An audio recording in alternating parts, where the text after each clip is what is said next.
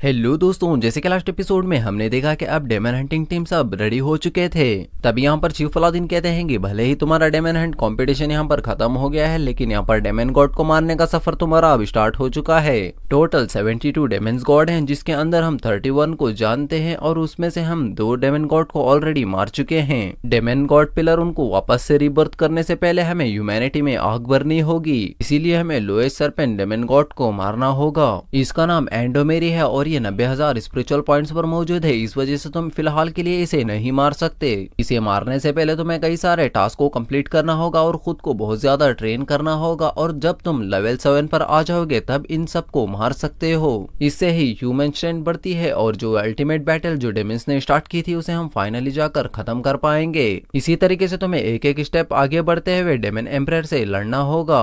अभी हाओशेंग याद करता है कि उसके फादर ने भी यही बात कही थी, उसे सबसे ज्यादा स्ट्रॉन्ग नाइट बनकर डेमन एम्परर को हराना होगा। अब तुम्हें एक एक करके टास्क को दिया जाएगा। जो टीम इस टास्क को कंप्लीट नहीं कर पाएगी उस टीम को डिसल्यूट कर दिया जाएगा।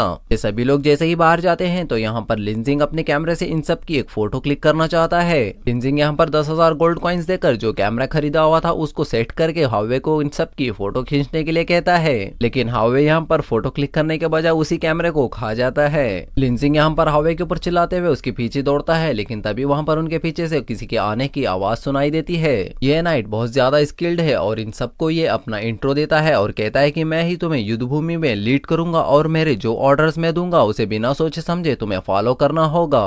तुम्हें डेमन्स का खात्मा करना होगा और तुम जिस हिसाब से और जितने ज्यादा डेमन्स को मारोगे उतने ज्यादा तुम्हें मेरिट पॉइंट्स दिए जाएंगे। 3 महीनों के बाद जिस भी ग्रुप के सबसे ज्यादा मेरिट पॉइंट्स होंगे उस ग्रुप को जनरल रिवॉर्ड के अंदर सबसे फर्स्ट पोजीशन को हासिल कर पाएंगे। और मेरा नाम गाव इंगजी है और मैं तुम सबका लीडर हूँ। ये सुनकर सभी लोग बहुत ज्यादा शौक हो जाते हैं और सोचने लगते हैं कि हम बिना सोचे समझे इसके ऑर्डर्स को क्यों माने। तभी यहाँ पर गाविंगजी कहता है कि तुम सब लोग जीनियस की टीम हो, इस वजह से इस क्वेश्चन को पूछना सही बात है। अगर जो भी सोचता है कि मैं उसके काबिल नहीं हूँ तो वो मुझसे फाइट कर ले और मुझे हरा दे और मुझे गलत साबित कर दे। जो भी मुझे हरा देगा उसे मेरे ऑर्डर्स को मानने की जरूरत नहीं है। यहाँ पर गाविंगजी 7th ऑर्डर का नाइट है और उसके स्पिरिचुअल पॉइंट्स 20,000 पॉइंट से भी ज्यादा हैं, लेकिन इस वक्त इनमें से कोई भी इसे हरा नहीं सकते। तभी यहाँ पर लिंजिंग आकर कहता है कि ये तो सरासर चीटिंग हुई ना, ये तो सीधा एक चीटी और एक हाथी के बीच में कॉम्बैट फाइट जैसा हो गया, इसीलिए आप फाइट का क्राइटेरिया बदल दो। गाविंगजी यहाँ पर तुरंत समझ जाता है कि ये सभी चालाकों की टीम है और वो कह देता है कि अगर 10 बार मुझे आप लोग टच कर दोगे तो तुम लोग जीत जाओगे। अगर इन्होंने गाविंगजी को हरा दिया तो इन्हें 200 मेरिट पॉइंट्स भी मिलेंगे। मेरिट पॉइंट्स यहाँ पर गोल्ड कॉइन से भी ज्यादा कीमती हैं। यहाँ पर ये लोग मेरिट पॉइंट से सीक्रेट टेक्निक और सीक्रेट स्किल्स को खरीद सकते हैं। तभी यहाँ पर गाविंगजी ये भी कह देता है कि अगर तुम लोगों ने मुझे एक बार भी टच नहीं किया तो तुम लोगों की टीम को तोड़ दिया जाएगा।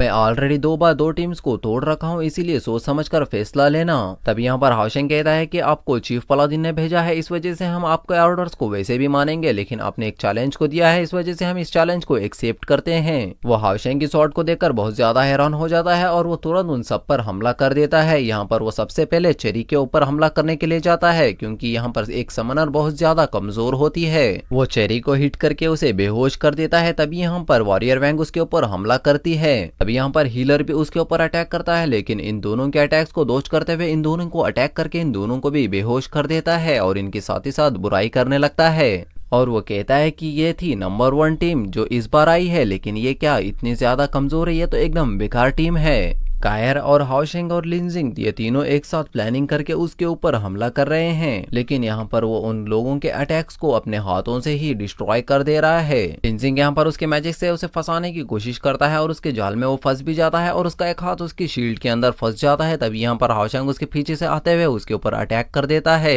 लेकिन गाविंगजी यहाँ पर उसके मैजिक को डिस्ट्रॉय करके हाओशेंग के ऊपर काउंटर अटैक कर देता है। हाओशेंग यहाँ पर खुद की इन्वेंट की हुई टेक्निक से बचता है जिसका नाम रिवेंज लाइट है। कायर भी यहाँ पर उसके ऊपर हमला कर देती है, इस वजह से हाओशेंग की शील्ड यहाँ पर टूटने से बच जाती है। ये तीनों बहुत अच्छे से टीम वर्क कर रहे हैं, लेकिन ये 3 लोग मिलकर इतने ताकतवर नाइट को हरा नहीं सकते। तभी यहाँ पर वॉरियर वैंग उसके ऊपर तुरंत हमला कर देती है और हीलर भी यहाँ पर होली हैमर से उसके ऊपर हमला कर देता है। तो यहाँ पर गाविंगजी ऊपर जंप कर देता है, जिस वजह से ये दोनों आपस में भिड़ जाते हैं। यहाँ पर गाविंगजी इन दोनों को देखकर बहुत ज्यादा शौक है और वो सोचने लगता है कि इतनी जल्दी ये दोनों हील कैसे कर गए। अभी यहाँ पर हीलर वॉरियर वैंग के ऊपर चिल्लाने लगता है और कहता है कि तुम तो अब मुझे मार ही देती, और वो कहती है कि तुम्हें मेरे सामने से हट जाना चाहिए था, तुम मेरे सामने क्यों आ रहे हो। इन दोनों के बीच में कोई भी टीम वर्क नहीं है और आपस में ही लड़ रहे हैं। तभी यहाँ पर हीलर अपने होली हैमर को लेकर वापस से गाविंगजी के ऊपर हमला करता है और वॉरियर वैंग भी उसके ऊपर हमला करती है, लेकिन वॉरियर वैंग का हमला यहाँ पर हीलर को ही लग जाता है और वो दूर जाकर गिरता है। तभी यहाँ पर हाओशेंग आगे आते हुए उसके ऊपर अटैक करता है और कायर भी यहाँ पर ऑब्सिडियन ब्लेड की टेक्निक का इस्तेमाल करके उसके ऊपर अटैक कर देती है। यहाँ पर हाओशेंग और कायर ये दोनों बहुत अच्छे से टीम वर्क कर रहे हैं, लेकिन इनफ स्ट्रेंथ नहीं होने की वजह से इन दोनों के अटैक्स को वो काउंटर कर रहा है।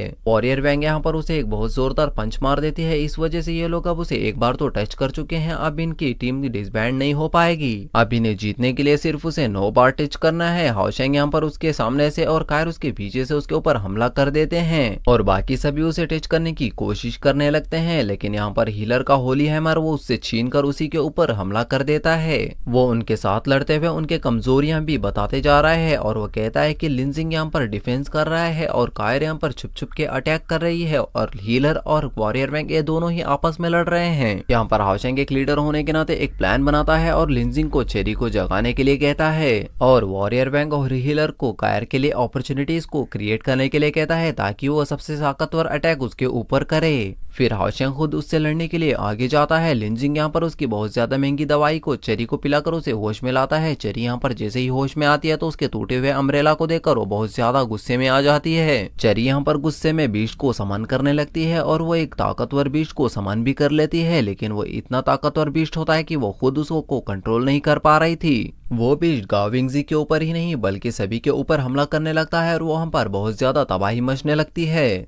फिर गाविंगजी ऊपर जाकर उसके अटैक को अपने शील्ड से रोकता है। फिर वो अपने सीक्रेट सिल्वर पेडिस्टल का इस्तेमाल करते हुए अपने आर्मर को पहन लेता है। फिर वो लाइटनिंग चॉप टेक्निक का इस्तेमाल करके उसे बहुत जगहों से काट डालता है और वो बीच बहुत ज्यादा तड़प तड़प कर मर जाता है। ये देखकर सभी बच्चे बहुत ज्यादा शॉक हो गए थे। फिर हाओशेंग भी अपने आर्मर को पहन लेता है और कहता है कि हम अभी तक वार्म अप कर रहे थे, लेकिन अब हम आपसे असली फाइट करेंगे। अब ये सभी लोग भी अपने अपने आर्मर्स को पहन लेते हैं और अब इनके बीच में आइकॉनिक लेवल फाइट देखने को मिलेगी और इसी के साथ ये एपिसोड यहीं पर खत्म होता है।